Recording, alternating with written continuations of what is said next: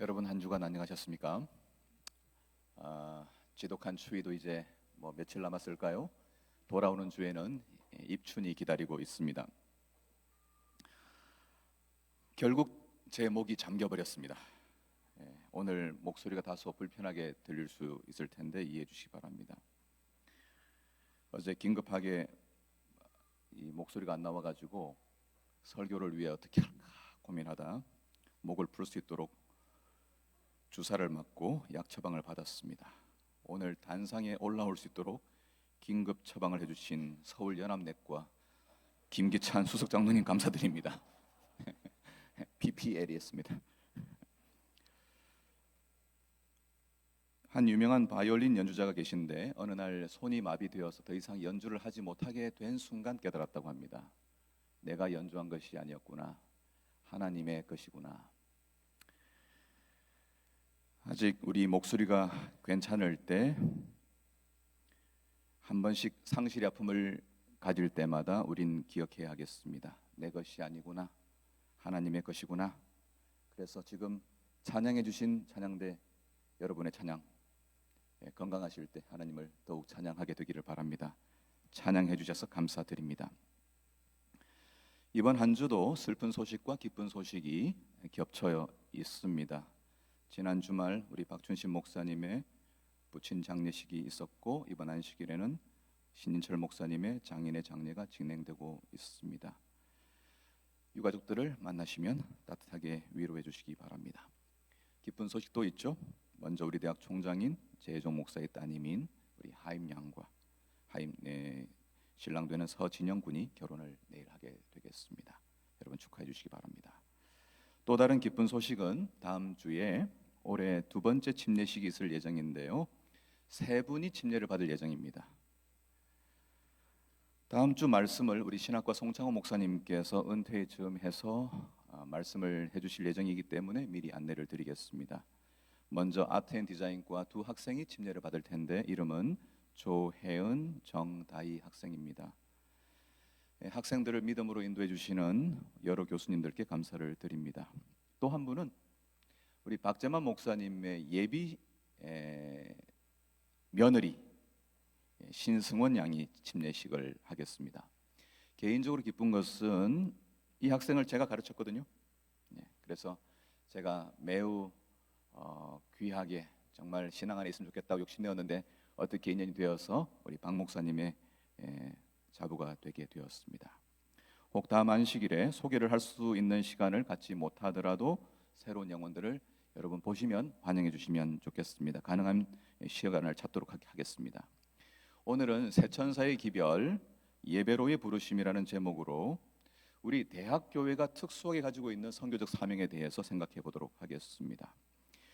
요한계시록 14장에 나오는 새천사의 기별이 무엇인지 살펴보고 우리가 왜 존재하는지, 어떻게 선교해야 하는지에 대하여 잠시 생각해 보겠습니다. 먼저 말씀 열기 전에 함께 머리 숙여 기도하겠습니다. 아버지 하나님, 우리에게 놀라운 구원의 축복 선물을 허락해 주셔서 감사합니다.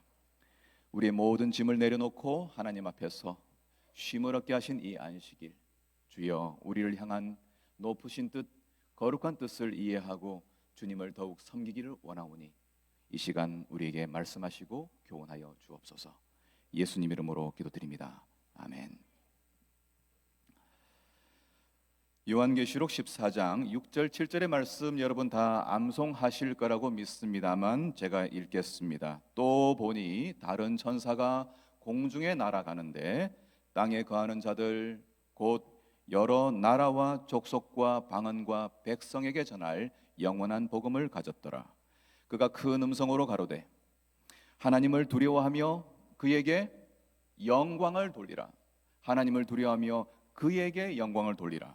그의 심판하실 시간이 이르렀음이니 하늘과 땅과 바다와 물들의 근원을 만드신 이를 경배하라 하더라. 아멘. 혹 어떤 분이 여러분 우리 대학 들어오실 때 정문에 그려진 새천사 문양을 보고 그게 무엇인지 알아보기도 좀 힘들지만 그 의미를 알려달라고 한다면 여러분 어떻게 대답하시겠습니까? 여러분, 우리 교회 교단 로고 엠블럼을 아시죠? 우리 교회 벽에 붙어 있는 교단 로고가 가진 의미를 혹 물어보신다면 여러분은 설명할 수 있죠? 제일 밑바탕에는 성경이 튼튼하게 기초되어 있습니다. 그리고 중심에는 십자가가 있습니다. 그리고 세 가닥의 불꽃이 올라가고 있습니다. 이것은 무엇을 상징하죠? 우리 교회를 이끌고 계시는 성령 하나님의 임재와 함께 우리가 외쳐야 할 세 천사의 기별, 오늘 읽었던 말씀에 포함되어 있는 세 천사의 기별이 세 가닥의 빛으로 불로 표상되어 있는 것입니다. 우리가 재림교인이라고 한다면 당연히 세 천사의 기별을 알아야 하고 사람들에게 소개할 수 있어야 합니다. 그러면 여러분 어떻게 설명하시겠습니까? 어떤 사람이 교회에 와서 교회 나가는 분에게 물었답니다. 당신은 무엇을 믿습니까? 좀 머리를 긁적이다. 저는 우리 교회가 믿는 것을 믿습니다. 답답해서 다시 물었습니다. 그러면 당신의 교회는 무엇을 믿습니까? 그랬더니 저희 교회 목사님이 믿는 것을 믿습니다. 틀렸다고 말할 수는 없지만 우리가 무엇을 믿는지 묻는 자들에게 설명할 수 있게 되기를 바랍니다. 한 번은 장학사가 초등학교에 와서 학생들에게 물었다고 하죠. 이 지구본이 왜 기울어져 있는지 아는 사람? 반의 아이들이 새파랗게 질려서 말했다고 하죠. 제가 안 그랬어요. 그래서 담임 선생님께 물었습니다. 4월 때부터 그랬습니다. 답답해서 교장에게 물었더니 원래 중국제가 다 그래요. 세 천사의 기별은 우리가 존재하는 특수한 사명입니다. 제 전화번호 끝자리 아십니까? 3004죠. 3004로 끝나는 번호를 우리 교회 목사님들이 거의 다 가지고 있습니다. 그만큼 인기가 있는 번호입니다. 제 폰에 입력되어 있는 분들 가운데에서 끝자리든 중간 번호든 3004가 들어간 분들을 찾아보니까 제가 검색해 보니까 70명이 넘어요. 업종마다 선호하는 번호가 있습니다. 치과 번호는 무엇이 좋을까요? 2875. 어떤 병원 번호는 0675. 복덕방은 4989, 8924, 4949, 2489 뭐 이렇게 하는데 볼링장은요 0925, 0125.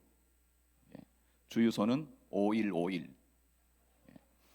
세 천사의 기별은 전화번호를 가지고 있다고 해서 그것을 다 안다고 할 수는 없습니다. 우리가 진짜 성경 본문에서 드러나는 핵심을 알고 있어야 합니다. 제가 여러분들에게 이런 이야기를 한 것은 생각을 좀 해보시라고 시간을 드린 겁니다. 자, 무엇일까요? 첫째 천사가 외치는 기별 속에서 발견되는 중요한 핵심 단어가 하나 있는데 그것은 경배입니다. 예배입니다. 하나님을 두려워하며 그에게 영광을 돌리라. 이는 그의 심판하실 시간이 이르렀음이니 하늘과 땅과 바다와 물들의 근원을 만드신 이를 경배하라, 예배하라 하더라. 두 번째, 두 번씩 반복되는 하나님께 영광을 돌리라, 창조주를 경배하라는 말씀을 요약하면 모든 인류를 향한 예배로의 부르심입니다. 예배로의 초청입니다. 매주 안식일마다 교회에 와서 우리가 하는 것처럼 예배 드리는 사람이 되라고 하는 초청입니다. 이 초청은 매우 절박한 초청이고 긴급한 초청입니다. 천사가 날아가면서 전하고 있습니다. 여러분, 이 말씀이 왜 이토록 중요한 것입니까?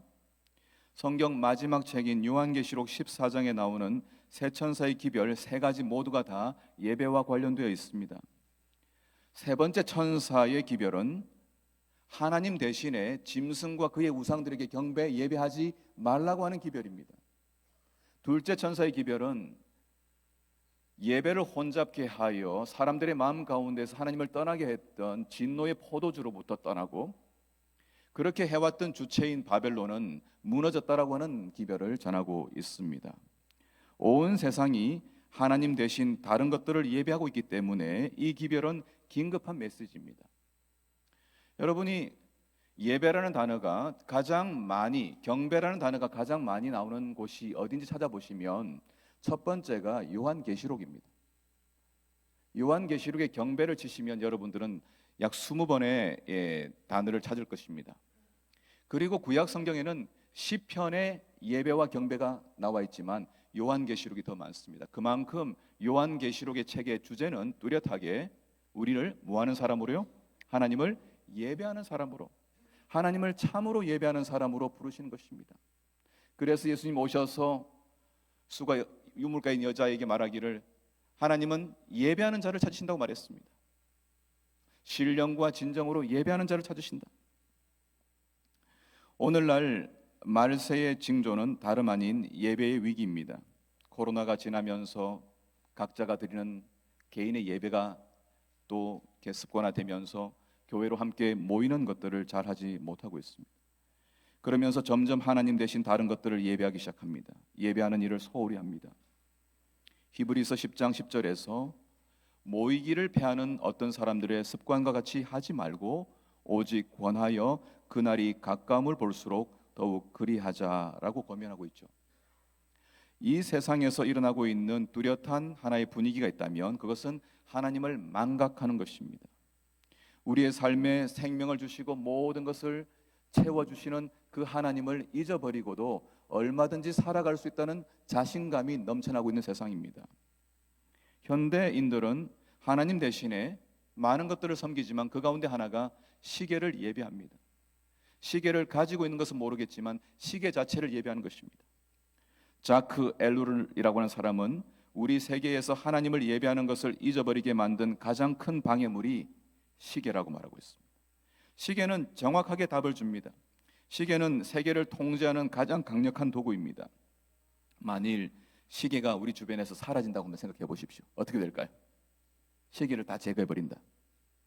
당장 비행기가 하늘을 날 수도 없고 컴퓨터 모든 것이 다 무용지물이 되면 어떻게 되겠습니까?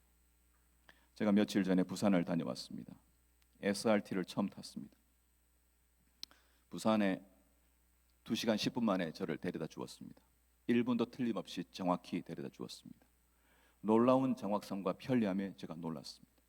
하지만 오늘 우리 허상민 목사님이 보여주신 것처럼 그 우주 속에서 정확하게 지구뿐만 아니라 태양뿐만 아니라 모든 별들의 세계를 움직이고 있는 그 해를 바라보면서 하나님의 임재를 생각하는 그 일을 시계가 대신할 수는 없습니다.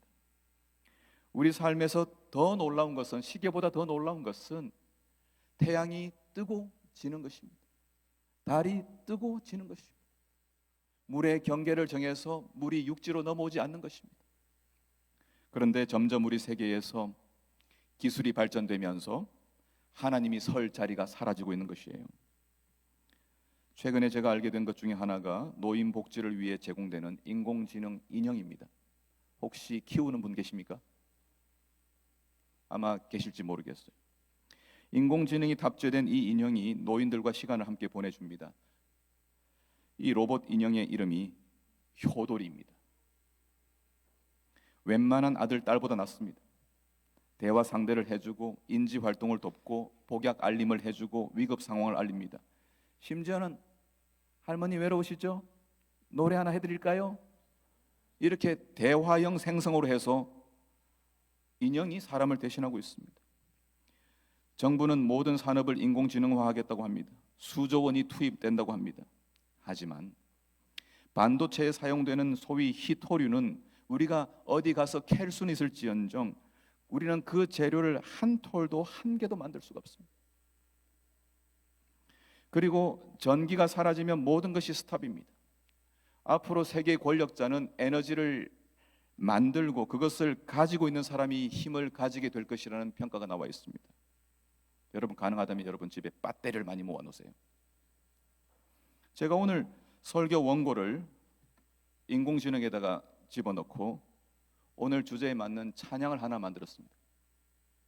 그랬더니 이런 음악이 나왔습니다. 제가 다 들려주지는 못하고 마지막 나갈 때 전체를 틀어드리겠지만 제 설교 원고의 내용을 잘 정리해서 가사를 빼내고 그리고 기가 막힌 찬양을 만들어 주었습니다. 감상하시겠습니다.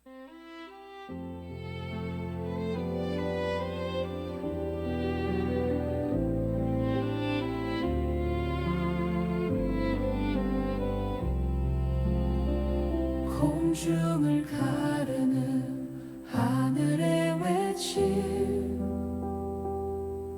영원한 복음 지금 이때 땅의 모든 나라와 모든 이름 위에 창조주 하나님을 경배하라.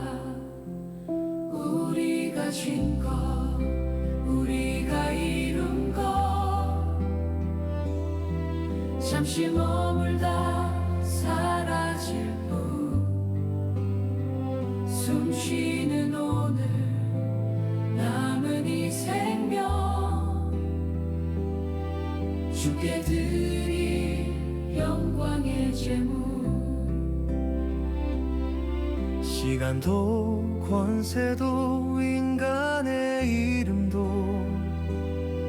주 앞에 모두 고개를 숙이고 심판의 시간이 이르렀다 외칠 때 우린 누구를 예배하는가?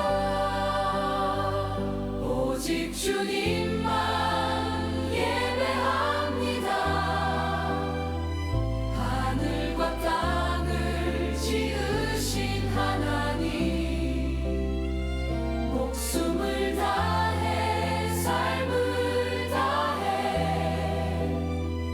영광을 주께 돌립니다. 여기까지 듣겠습니다. 오직 주님만. 이게 소위 AI가 만든 겁니다. 작곡 전공한 분들이 계시는데 앞으로 큰일 났습니다. 그러나 제가 믿는 것은 아무리 아름다운 정확한 명확한 좋은 음악을 만들어낸다 하더라도 우리 하나님께서 듣기를 원하시는 찬양은 저와 여러분들이 감기에 걸렸던 우리 목소리가 어떻게 생겨먹었든 진심으로 하나님을 향한 우리의 찬양을 주님이 기다리시는 것입니다.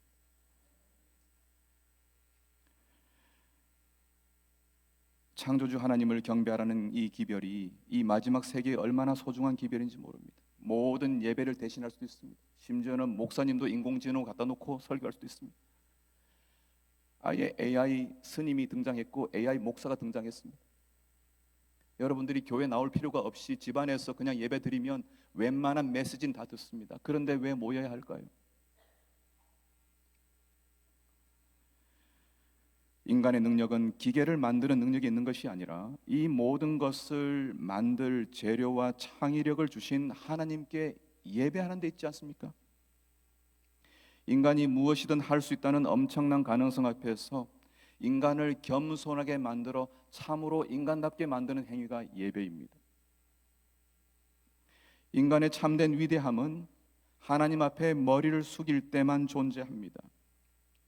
그래서 우리에게 보이지 않는 봉사가 중요한 이유가 우리가 하나님을 의식하고 하나님을 생각하고 하는 행동이기 때문에 그래요. 예배는 우리의 일상에서 하나님을 의식하고 살아게 만드는 통로입니다.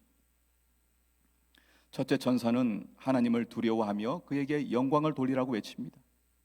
영광을 돌린다는 것을 이 노래를 송영이라고 합니다. 우리가 예배를 시작할 때 송영을 하죠. 영어로 독솔로지입니다. 그래서 우리가 예배를 드릴 때 제일 먼저 하는 것이 하나님께 영광을 돌리는 일을 하는 것입니다. 그래서 한 선교학자는 이렇게 말했습니다. 하나님의 영광은 선교의 궁극적 목적이며 회심이라든지 교회 개척은 2차적인 목적이다. 하나님 나라조차도 하나님의 영광에 종속된다. 제 진단에는 재림교회가 열심히 전도를 하자고 하고 전도회를 하지만 그 전도가 먹히지 않는 것은 우리의 예배가 빈약하기 때문에 그래요. 우리의 예배 현장에서 하나님을 의식하는 찬양과 기도와 말씀이 부족하기 때문에 이 자리에 와서 하나님을 느끼게 하는 일을 못하기 때문에 하나님께 돌리는 영광과 이 영광송을 우리가 보면서 들으면서 하나님을 만나는 일이 현저히 부족하기 때문에 노력을 해도 오늘 우리는 전도가 되지 않는다고 이야기를 하는 것입니다. 존 파이퍼는 이렇게 말합니다. 선교는 교회의 궁극적인 목표가 아니다. 교회의 궁극적 목적은 예배이다. 선교가 존재하는 이유는 예배가 없는 곳이 있기 때문이다. 그러므로 예배는 선교 사역의 연료이자 목표이다. 우리의 모든 신앙은 우리가 하나님께 드리는 매 시간의 예배와 기도와 찬양에 달려 있습니다. 우리가 참으로 하나님께 예배를 드릴 때 그 자체가 선교입니다. 하나님을 어떻게 우리가 드러낼 것입니까? 눈앞에 있는 것처럼 그분을 찬양하고 그분과 대화하고 살아가는 우리의 삶이 우리의 주변에 있는 이웃들과 학생들이 바라볼 때 하나님이 살아계시구나 인식하게 되는 중요한 선교가 된다는 것이죠. 우리가 잘 아는 출애굽기 20장의 10계명에 나오는 첫 4계명 역시 예배에 관한 것입니다. 하나님은 질투하시는 하나님이시고 하나님만이 경배를 받으시기에 합당하고 다른 모든 신들은 거짓 신들임을 가르칩니다. 이렇게 우상을 폄하하고 무시하는 행위는 동시대 가나안 사람들에게는 찾아볼 수 없는 것이었습니다. 하지만 히브리인들에게는 형상이 아니라 실체이신 하나님과 직접적으로 소통하고 만나며 대화하고 교제하는 신앙이 주어졌습니다. 예배는 우리에게 늘 질문합니다. 내가 진정으로 무엇을 귀하게 여기느냐? 내가 무엇을 소중하게 생각하느냐를 기억하게 하는 시간입니다. 그래서 우리가 무엇을 예배하는지에 따라 그 예배가 내 인생을 만드는 것입니다. 유명한 한 책의 제목이 이렇습니다. We become what we worship. 우리가 예배를 어떻게 하는지, 누구를 예배하는지에 따라서 우리의 인생이 꼴지어진다는 말씀이죠. 이 예배로의 부르심이 오늘날 온 세계를 향하여 주어지기를 하나님께서 기대하고 있습니다. 본문은 땅에 거하는 자들 곧 여러 나라와 족속과 방언과 백성에게 전할 영원한 복음이라고 전하고 있습니다. 한국말로는 여러 나라지만은 영어로는 every nation 또는 all nation입니다. 열방이고 열국입니다. 사실 여기에 나오는 모든 나라와 족속과 방언과 백성이라는 구절은 요한계시록에 처음 등장하는 것이 아닙니다.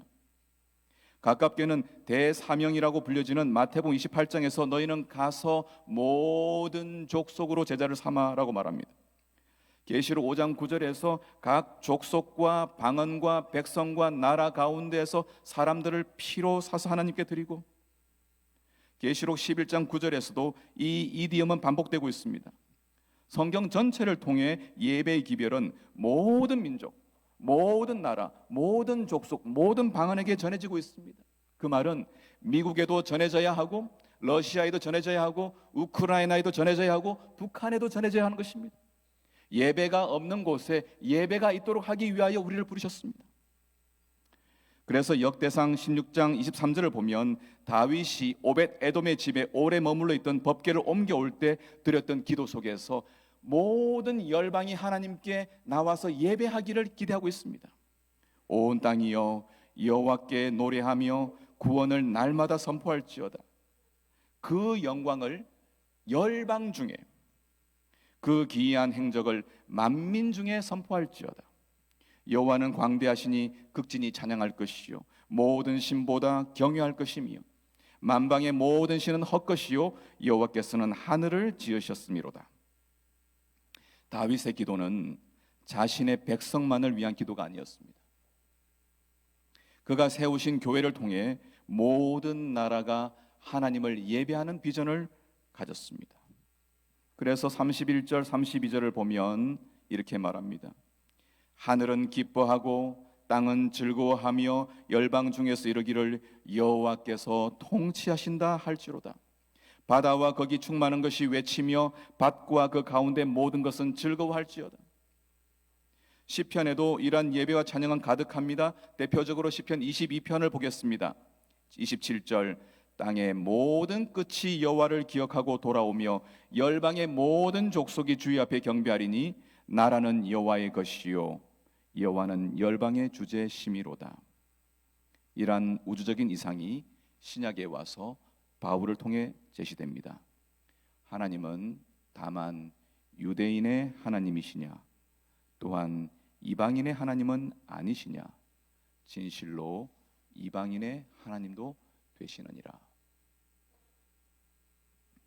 저는 우리 대학교회가 이 예배로의 부르심 앞에 얼마나 중요한 위치에 있는지를 종종 생각합니다. 우리 대학교회는 싫든 좋든 우리가 맞이하고 있는 선교적 도전 앞에 엄청난 교단적 주목을 받고 있습니다. 매년 1000명 이상의 비재림 교인 청년들이 입학하고 있는 것 알고 있습니다. 우리는 그들을 바라보며 어떤 기도를 드리고 있습니까? 이들이 단순히 우리 대학에 들어와서 행복해지고 건강해지고 그렇게 살다가 죽기를 원하십니까? 이들이 하나님을 예배하며 살아가는 사람이 되게 해달라고 기도해야 하지 않겠습니까? 우리의 학생들이, 청년들이 하나님께 머리를 숙이고 자신의 삶을 맡기는 일이 일어나도록 기도하는 일이 필요하지 않겠습니까? 선교의 궁극적인 목적은 예배입니다. 다시 강조하지만 예배 순서에서 가장 중요한 것은 우리가 첫 시간에 부르는 송영, 영광송입니다.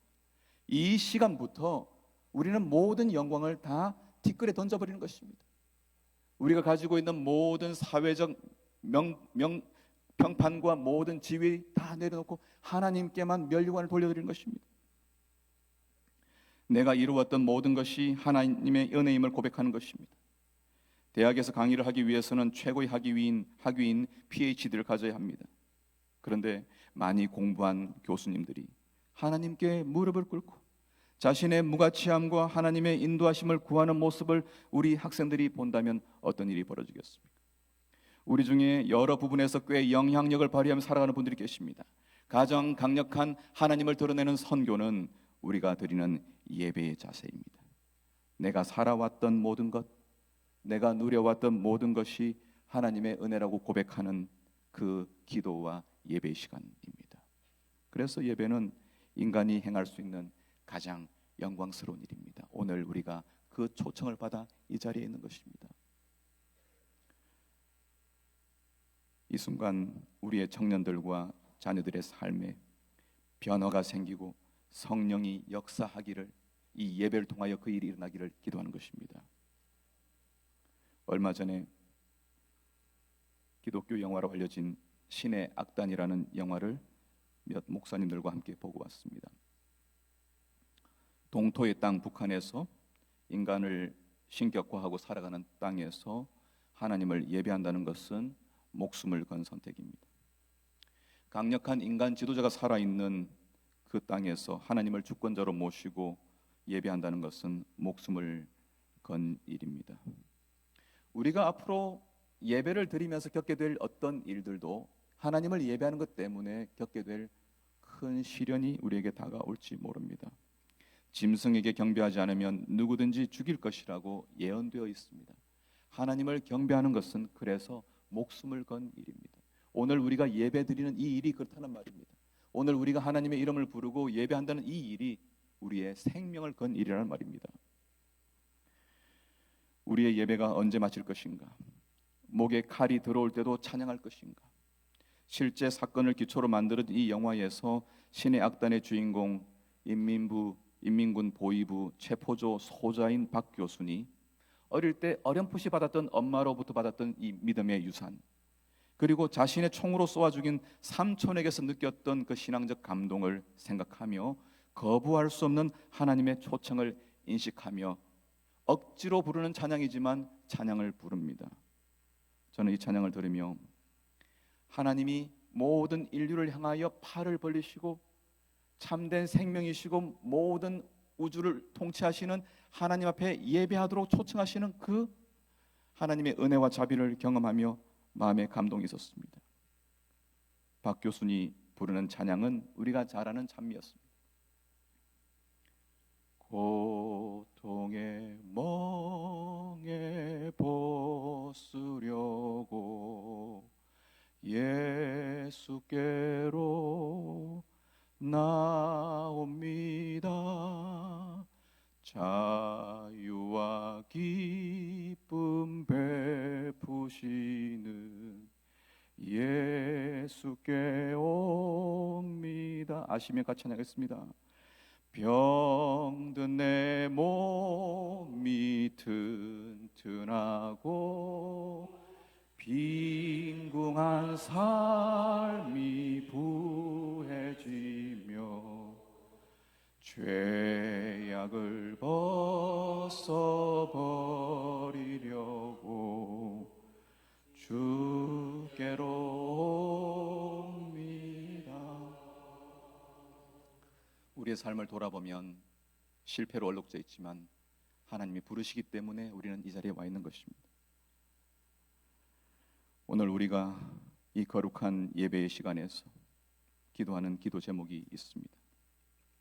저는 안식일마다 우리에게 주어지는 그 소중한 영혼들이 이 예배당에서 하나님을 찬양하는 일을 하루 종일 드릴 수 있다면 얼마나 좋을까. 저는 그저 상상해 보는 것입니다. 우리 교회가 좁게 앉으면 한 400명 정도 앉을 수 있을지 모르겠습니다. 여러분 1000명 이상이면 하루에 10번 예배를 드려도 모자랍니다. 아침 8시부터 저녁 6시까지 예배를 드려야 되는 숫자입니다. 여러분 우리의 일생에서 여러분 교회 나오시면서 무엇을 기대하시고 무엇을 위해 기도하고 계십니까? 잘 준비된 이 예배 공간에서 은혜로운 순서를 베풀고 우리 선생님들과 성도들의 손에 이끌려 예배하는 것이 무엇이지만은 구경하러라도 이곳에 와서 그 예배드리는 찬양과 기도와 말씀을 들으며 하나님을 만날 수 있다면 여러분 무슨 일이든 하실 마음이 있지 않습니까? 우리의 재능과 시간과 물질을 이 예배로의 부르심을 위해 사용하도록 주님이 우리에게 다 주셨습니다. 인간으로 태어나서 가지고 있는 불가사의한 인생의 문제를 안고 태어났기 때문에 살아가고 있는 이 젊은이들에게 하나님을 만나면 모든 것이 해결될 것임을 깨닫고 주님을 예배하게 하는 일이 오래 일어난다면 우리는 얼마나 삶의 보람이 있겠습니까? 제가 꽤 긴 세월을 이 대학에서 보냈습니다. 이제 저에게도 대학에서 일할 날이 몇 년 남지 않았습니다. 학생들을 위한 기도주일 강사를 하고 안식일에 대강당에서 설교를 하고 여기 여러 목사님들이 그때 같이 있었던 목사님들인데 체프를 마치고 대강당에서 내려가는 학생들을 보면서 이 영혼들이 너무나 소중하게 우리에게 주어졌는데 주님께 이끌고자 하는 그런 열망이 샘솟아서 대강당 기둥을 붙들고 운 적이 여러 번 있었습니다. 세이가 제자훈련을 하면 새벽에 일어나 대학 캠퍼스를 돌며 기도 행진을 하던 때가 있었습니다. 세속적 생각이 활개치고 있는 이 캠퍼스에 강력한 주의 역사가 일어나서 교수와 직원들이 주님을 사랑하고 학생들을 사랑하고 하나님께 이끌고자 사력을 다하는 일들이 일어나기를 기도했습니다. 기도하니 우선 기도하는 학생들이 뜨거워졌습니다. 영혼을 구원하고자 하는 열망으로 뜨거워졌습니다. 저는 이 뜨거움이 우리 캠퍼스를 다시 휩쓸게 되기를 기도하는 것입니다. 우리 인생이 짧습니다. 찰나입니다. 눈 깜빡이는 새 흰머리가 나고 할아버지 할머니가 됩니다. 인생에 주어진 여러 축복들을 감사하며 살아가는 것 좋은 일입니다. 그러나 우리에게 주어진 영혼들을 주님께 이끌어 예배하게 하지 못한다면 우리에게는 화가 있을 것입니다. 바울이 고백했습니다. 내가 복음을 전할지라도 자랑할 것이 없음은 내가 부득불할 일이라. 만일 복음을 전하지 아니하면 내게 화가 있을지어다. 우리 사력을 다해 목숨을 다해 하나님을 예배합시다. 우리 찬양팀과 경찬팀과 오케스트라 모든 단원들에게 호소합니다. 정성을 다해 마음을 다해 가사에 자신의 고백을 담아 뜨겁게 찬양합시다. 우리의 마음을 찢고 영혼을 구원하게 하는 예배가 되게 해달라고 주님께 매달려 구합시다. 바울의 고백이 곧 나의 고백, 우리 교회의 고백이 되도록 합시다. 나의 달려갈 길과 주 예수께 받은 사명 곧 하나님의 은혜의 복음 증거하는 일을 마치려 하면은 나의 생명을 조금도 귀한 것으로 여기지 아니하노라. 그리고 영화 신의 악단 박 교순이 순교를 당하며 하늘 향해 외쳤던 것처럼 하나님 나 잘한 거 맞지요? 라고 우리 모두 고백하기를 바랍니다. 헛된 것들을 버리고 오직 주님만 예배하는 대학교의 성도들, 우리 학생들을 예배하는 삶으로 초청하기 위하여 어떤 일을 할 수 있을지 함께 고민하며 준비하며 이끌어가고 참여하는 아름다운 우리 대학교의 성도 되기를 바라면서 말씀을 드리겠습니다.